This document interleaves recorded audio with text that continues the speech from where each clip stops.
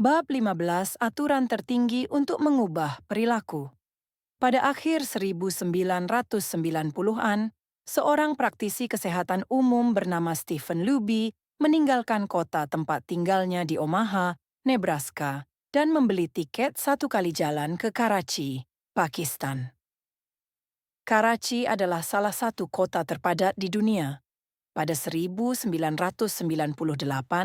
lebih dari 9 juta orang tinggal di sana. Kota itu pusat perekonomian bagi Pakistan. Selain simpul transportasi, termasuk di antaranya beberapa bandara dan pelabuhan paling aktif di kawasan itu. Di bagian kota yang bernuansa komersial, Anda dapat menemukan semua kenikmatan yang lazim ada di perkotaan dengan jalan-jalan yang ramai. Namun, Karachi juga salah satu kota besar yang paling tak layak huni di dunia. Lebih dari 60 kali penduduk Karachi tinggal di hunian liar dan kumuh. Lingkungan tempat tinggal yang sangat padat. Ini penuh gubuk sederhana yang terbuat dari kardus, batu bata, dan bahan-bahan sisa lain. Tidak ada sistem pembuangan air limbah, jaringan listrik, dan fasilitas air bersih. Ketika sedang kering, jalan-jalan merupakan perpaduan antara debu dan sampah, sedangkan ketika basah, jalan-jalan menjadi seperti selokan lebar berlumpur. Sarang nyamuk ada di tempat-tempat yang selalu tergenang air, sedangkan anak-anak bermain di antara sampah. Kondisi yang sangat kotor itu membuat penyakit mudah menyebar. Sumber-sumber air yang tercemar menimbulkan epidemi diare, muntah, dan sakit perut. Hampir sepertiga anak yang tinggal di sana kurang gizi. Dengan begitu banyak orang berimpitan di tempat yang sangat kecil, infeksi virus dan bakteri menyebar dengan cepat. Krisis kesehatan masyarakat inilah yang membuat Stephen Luby datang ke Pakistan.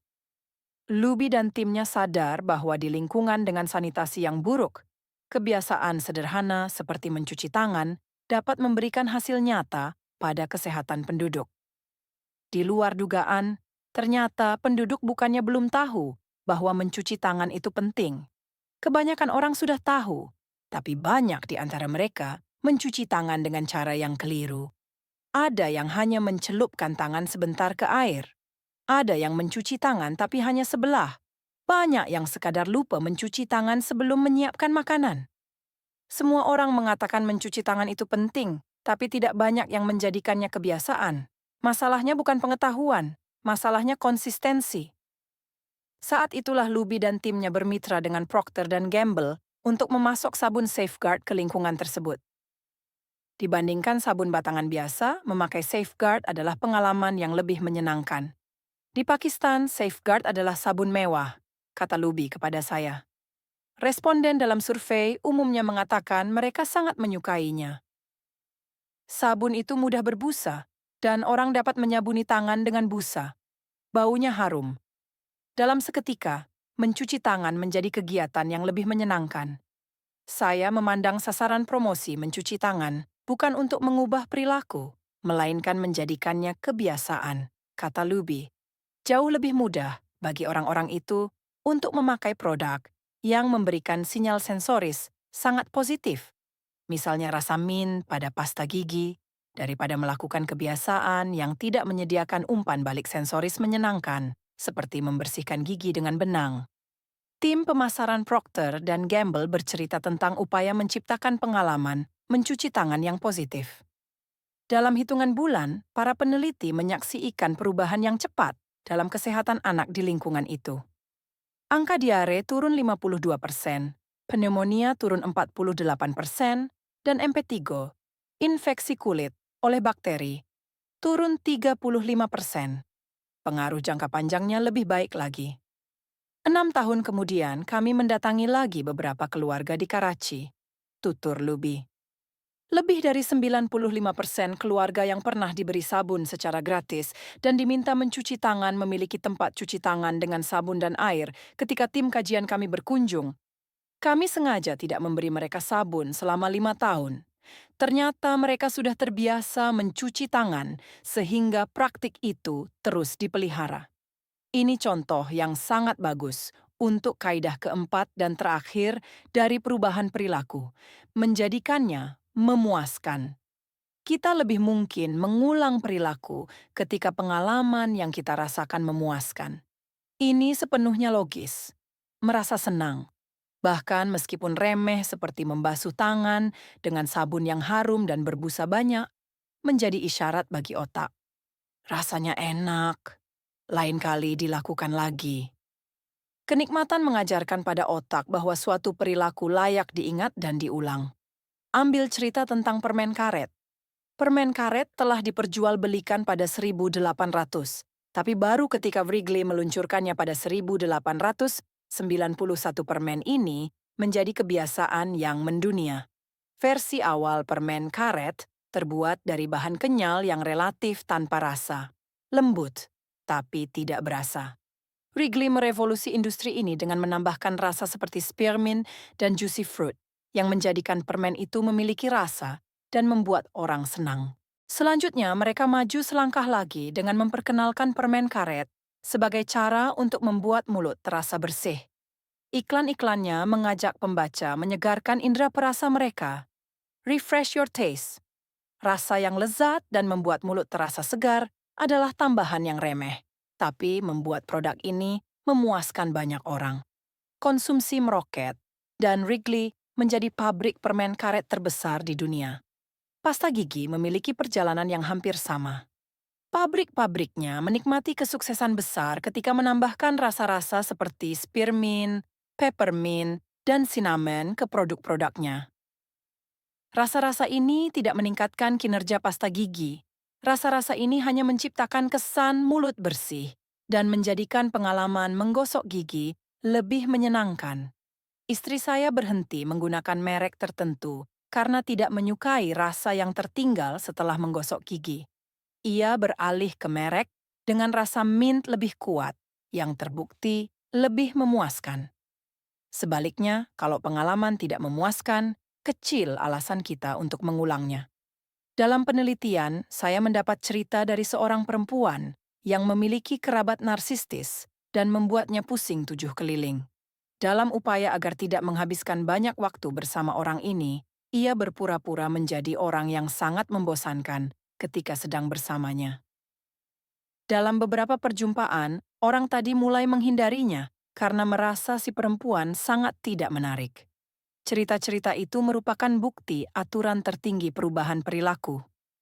Hal yang mendatangkan ganjaran cenderung diulang. Hal yang mendatangkan hukuman cenderung dihindari. Anda belajar tentang apa yang sebaiknya dilakukan pada masa mendatang berdasarkan apa yang membuat Anda mendapatkan ganjaran atau hukuman di masa sebelumnya. Emosi positif menyuburkan kebiasaan. Emosi negatif membasmi kebiasaan. 3 kaidah pertama perubahan perilaku, menjadikannya nyata, menjadikannya menarik, dan menjadikannya mudah, memperbesar kemungkinan suatu perilaku diterapkan saat ini. Kaidah keempat, perubahan perilaku, menjadikannya memuaskan, memperbesar kemungkinan suatu perilaku diulang pada masa mendatang. Dengan demikian, lingkaran kebiasaan menjadi lengkap. Namun, dalam hal ini, ada trik. Kita tidak sekadar mencari apa yang memuaskan. Kita mencari kepuasan yang langsung. Ketidaksesuaian antara ganjaran langsung dan ganjaran tertunda. Bayangkan Anda seekor satwa yang mengembara di padang-padang Afrika, jerapah, gajah, atau singa. Pada suatu hari, sebagian besar keputusan Anda memiliki dampak langsung. Anda selalu berpikir tentang apa yang akan dimakan, atau di mana akan tidur, atau bagaimana menghindari predator. Anda terus berfokus pada masa kini atau masa depan yang sangat dekat. Anda hidup dalam situasi yang oleh ilmuwan disebut lingkungan dengan ganjaran langsung karena aksi-aksi Anda langsung memberikan hasil yang cepat dan nyata. Sekarang kembali ke Anda sebagai manusia. Dalam masyarakat modern, banyak pilihan yang Anda buat saat ini tidak akan memberikan manfaat langsung kepada Anda. Bila bekerja dengan baik di kantor, beberapa pekan kemudian Anda baru memperoleh ganjaran. Bila berolahraga hari ini, barangkali Anda tidak akan kelebihan berat badan tahun depan. Bila menabung sekarang, mungkin Anda akan memiliki dana cukup untuk pensiun beberapa dasawarsa mendatang. Anda hidup dalam situasi yang oleh ilmuwan disebut lingkungan dengan ganjaran tertunda karena Anda dapat bekerja sampai bertahun-tahun sebelum tindakan-tindakan Anda memberikan ganjaran yang dimaksudkan. Otak manusia tidak berkembang untuk hidup di lingkungan dengan ganjaran tertunda. Fosil paling tua yang menurunkan manusia modern dikenal sebagai Homo sapiens, berusia kira-kira 200.000 tahun. Homo sapiens ini adalah manusia pertama yang memiliki otak yang relatif mirip dengan otak kita. Lebih khusus lagi, neokorteks, bagian otak paling baru dan yang paling berperan dalam fungsi-fungsi lebih tinggi seperti bahasa, memiliki ukuran yang kurang lebih sama baik 200.000 tahun lalu maupun sekarang. Anda saat ini berjalan-jalan menggunakan perangkat keras yang sama seperti milik nenek moyang Paleolitis Anda. Baru belakangan ini, selama sekitar 500 tahun terakhir, masyarakat manusia beralih ke lingkungan yang sebagian besar memiliki ganjaran tertunda. Dibandingkan usia otak, masyarakat modern adalah sesuatu yang betul-betul baru. Dalam 100 tahun terakhir, kita telah menyaksikan kemunculan mobil, pesawat terbang, televisi, komputer pribadi, internet, telepon pintar, dan Beyoncé. Dunia telah berubah banyak dalam tahun-tahun terakhir, tapi sifat dasar manusia hanya berubah sedikit. Pergeseran ke lingkungan dengan ganjaran tertunda mungkin dimulai sekitar datangnya pertanian 10.000 tahun silam, ketika petani mulai bercocok tanam untuk dipanen beberapa bulan kemudian. Kendati demikian, baru beberapa abad terakhir hidup kita diisi dengan pilihan-pilihan yang memberikan ganjaran tertunda. Perencanaan karier, perencanaan pensiun, perencanaan liburan, dan semua hal lain yang mengisi kalender kita. Sama seperti hewan-hewan lain di padang rumput Afrika, nenek moyang kita menghabiskan hari-hari mereka untuk bereaksi terhadap ancaman mematikan, mengamankan makan untuk besok, dan mencari tempat berlindung dari hujan serta badai. Masuk akal kalau mereka memberi nilai tinggi pada pemberian ganjaran secara instan. Masa depan yang jauh tidak begitu penting. Dan setelah ribuan generasi di lingkungan dengan ganjaran langsung, otak kita berkembang untuk lebih menyukai ganjaran cepat daripada ganjaran jangka panjang. Pakar ekonomi perilaku menyebut kecenderungan ini inkonsistensi waktu. Artinya, cara otak kita mengevaluasi ganjaran tidak konsisten terhadap waktu. Anda lebih menghargai masa kini daripada masa mendatang. Biasanya kecenderungan ini tidak masalah bagi kita. Ganjaran yang pasti pada masa kini umumnya lebih dihargai daripada ganjaran yang baru mungkin pada masa mendatang. Namun terkadang, kecenderungan kita terhadap pemberian ganjaran instan menimbulkan masalah. Mengapa orang merokok kalau tahu kebiasaan itu meningkatkan risiko menderita kanker paru? Mengapa orang makan berlebihan padahal tahu hal itu meningkatkan risiko obesitas? Mengapa orang melakukan hubungan seks yang tidak aman padahal tahu hal itu bisa membuat mereka tertular penyakit? Begitu Anda paham bagaimana otak membuat prioritas tentang ganjaran, jawabannya menjadi jelas. Akibat yang ditimbulkan oleh kebiasaan buruk datang belakangan, sedangkan ganjarannya yang menyenangkan datang dalam seketika. Merokok mungkin mencabut nyawa Anda 10 tahun mendatang, tapi merokok menghilangkan stres dan memenuhi hasrat Anda untuk mendapatkan nikotin sekarang. Makan berlebihan berbahaya dalam jangka panjang, tapi sangat menggiurkan saat ini. Seks, aman atau tidak, memberikan kenikmatan secara langsung. Penyakit dan infeksi baru muncul berhari-hari, atau berminggu-minggu, atau bahkan bertahun-tahun kemudian. Time inconsistency disebut juga hyperbolic discounting. Setiap kebiasaan mendatangkan hasil tidak hanya satu sejalan dengan waktu. Sayangnya, hasil-hasil ini seringkali tidak bersesuaian. Dengan kebiasaan buruk, hasil yang langsung biasanya terasa baik, padahal hasil akhirnya terasa buruk. Dengan kebiasaan baik, yang terjadi kebalikannya. Hasil langsung tidak dapat dinikmati, tapi hasil akhirnya terasa baik. Ekonom Prancis Frédéric Bastiat menerangkannya dengan jelas ketika menulis, hampir selalu terjadi bahwa ketika akibat langsung lebih disukai, Akibat susulannya adalah bencana, dan sebaliknya. Seringkali, makin manis buah pertama kebiasaan, makin pahit buah yang belakangan. Dengan kata lain, kerugian kebiasaan baik Anda ada di masa kini. Sedangkan kerugian kebiasaan buruk ada di masa mendatang. Kecenderungan otak memprioritaskan masa kini membuat Anda tidak dapat bergantung pada niat baik. Ketika membuat rencana, menurunkan berat badan, menulis buku, atau belajar bahasa, Anda sesungguhnya membuat rencana untuk diri Anda di masa mendatang.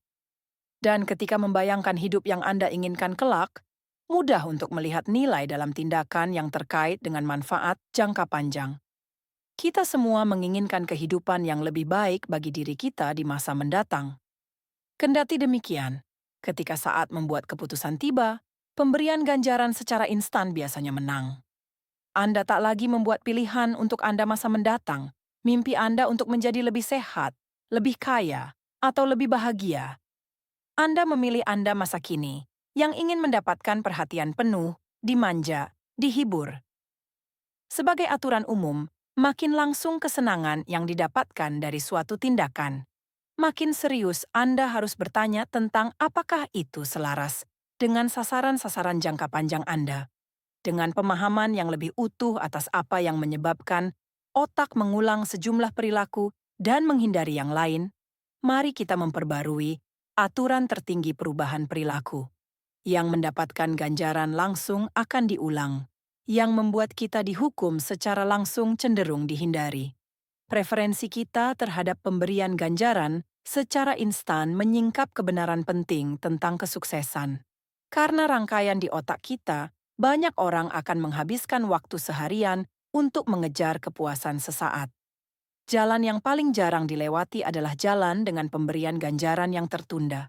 Bila bersedia menunggu ganjaran, Anda akan menghadapi lebih sedikit persaingan dan seringkali mendapatkan ganjaran lebih besar. Seperti kata pepatah, kilometer terakhir selalu menjadi tempat yang paling lengang. Inilah tepatnya yang ditunjukkan oleh penelitian.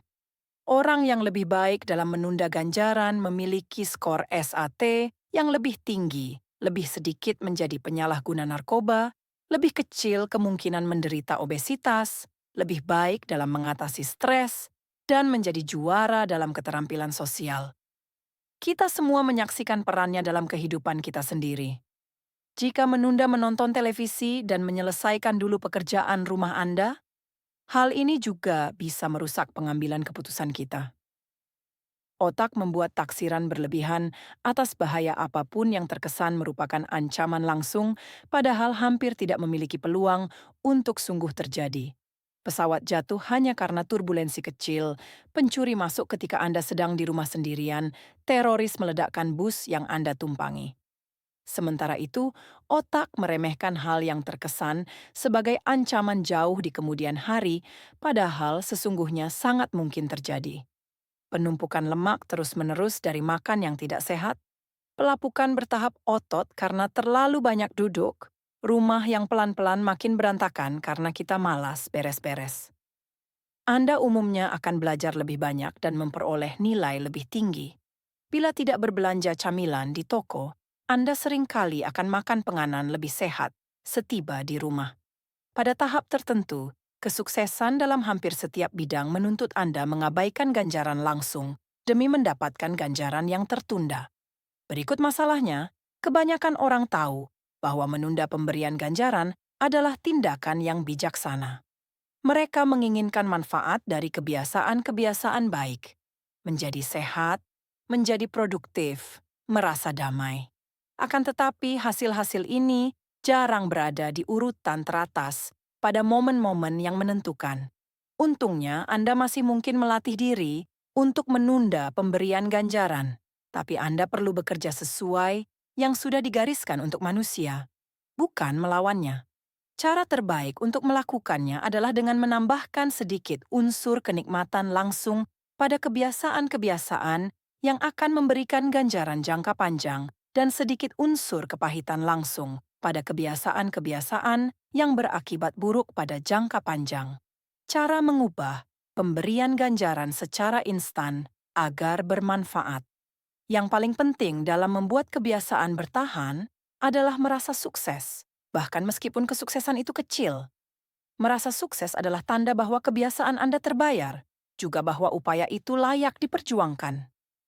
Dalam dunia yang sempurna, ganjaran untuk kebiasaan baik adalah kebiasaan itu sendiri. Dalam dunia nyata, kebiasaan baik cenderung terasa berharga hanya setelah kebiasaan itu memberi Anda sesuatu. Awalnya semua setara dengan pengorbanan. Anda sudah berolahraga beberapa kali, tapi belum menjadi lebih kuat, lebih bugar, atau lebih cepat. Setidaknya belum menunjukkan kemajuan yang terlihat. Baru beberapa bulan kemudian, setelah lengan Anda menjadi lebih kekar, lebih mudah bagi Anda untuk berangkat ke tempat latihan. Pada awalnya, Anda memerlukan alasan untuk tetap berlatih. Itulah sebabnya ganjaran langsung sangatlah penting. Ganjaran langsung membuat Anda tetap bersemangat, sementara ganjaran tertunda terakumulasi di latar belakang. Yang sesungguhnya kita bahas, ketika bicara tentang ganjaran langsung, adalah babak akhir suatu perilaku. Babak akhir pengalaman apapun sangatlah penting, karena kita cenderung mengingatnya dibanding babak-babak lain. Anda ingin babak akhir kebiasaan Anda menjadi sesuatu yang memuaskan.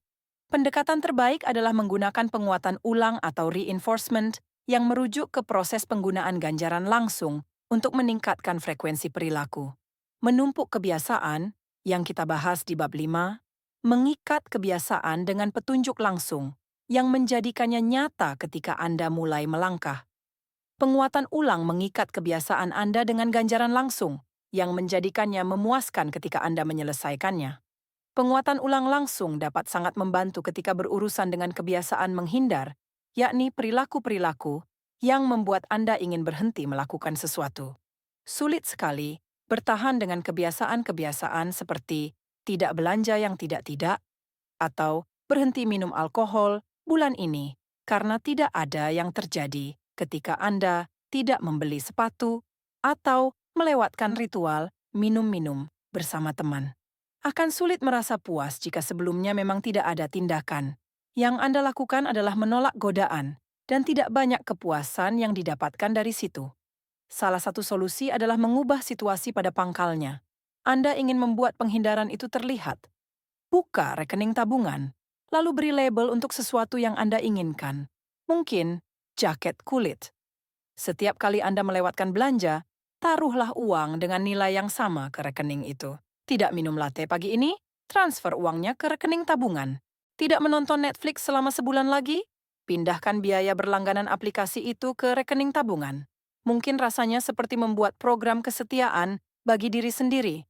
Ganjaran langsung ketika melihat diri Anda menabung untuk jaket kulit jauh lebih baik daripada sekadar menghindari kebiasaan. Anda membuat perbuatan melewatkan suatu tindakan menjadi sesuatu yang memuaskan. Salah seorang pembaca, bersama istrinya, menggunakan cara serupa. Mereka ingin mengurangi kebiasaan makan di luar dan mulai lebih sering memasak sendiri. Mereka melabeli rekening tabungan mereka Tamasya ke Eropa. Setiap kali melewatkan makan di luar, mereka memasukkan $50 ke rekening itu. Pada penghujung tahun, mereka menggunakan uang itu untuk bertamasya. Ada baiknya mencatat betapa penting memilih ganjaran jangka pendek yang memperkuat identitas Anda, bukan yang bertentangan dengannya. Membeli jaket baru itu baik bila Anda sedang berusaha menurunkan berat badan atau membaca lebih banyak buku, tapi tidak ada gunanya jika Anda sedang mencoba mengatur pengeluaran dan menabung.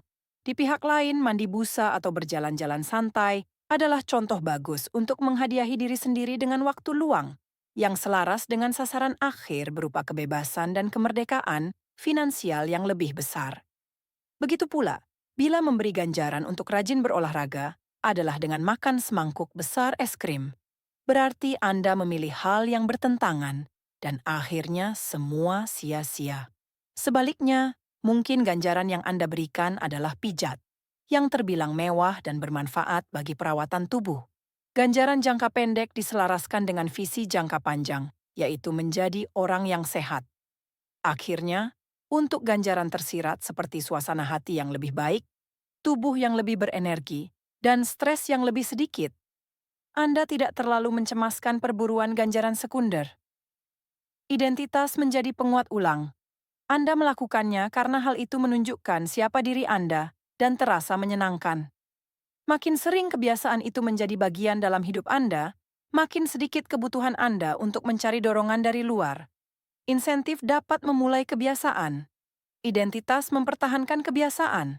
Artinya, perlu waktu agar ada cukup banyak bukti untuk memunculkan identitas baru. Penguatan ulang langsung membantu mempertahankan motivasi dalam jangka pendek, sedangkan Anda menunggu kedatangan ganjaran jangka panjang. Untuk ringkasnya, kebiasaan harus dapat dinikmati supaya berumur panjang. Penguatan kecil dan sederhana, seperti sabun yang sangat harum atau pasta gigi yang mengandung bahan penyegar, atau melihat tabungan Anda cukup besar, dapat menawarkan kesenangan langsung yang Anda perlukan untuk menikmati kebiasaan. Dan perubahan menjadi mudah ketika perubahan itu dapat dinikmati. Ringkasan bab. Kaidah keempat. Perubahan perilaku adalah menjadikannya memuaskan. Kita lebih mungkin mengulang perilaku ketika pengalaman itu memuaskan. Otak manusia berkembang untuk memprioritaskan ganjaran langsung dibanding ganjaran tertunda. Aturan tertinggi perubahan perilaku. Yang mendapat ganjaran langsung cenderung diulang. Yang menghasilkan hukuman langsung cenderung dihindari. Agar kebiasaan melekat, Anda perlu merasakan kesuksesan langsung. Bahkan meskipun kesuksesan itu kecil. 3 hukum pertama perubahan perilaku, menjadikannya nyata, menjadikannya menarik, dan menjadikannya mudah, memperbesar peluang perilaku akan dilakukan saat ini. Hukum keempat, perubahan perilaku, menjadikannya memuaskan, meningkatkan peluang perilaku diulang di masa mendatang.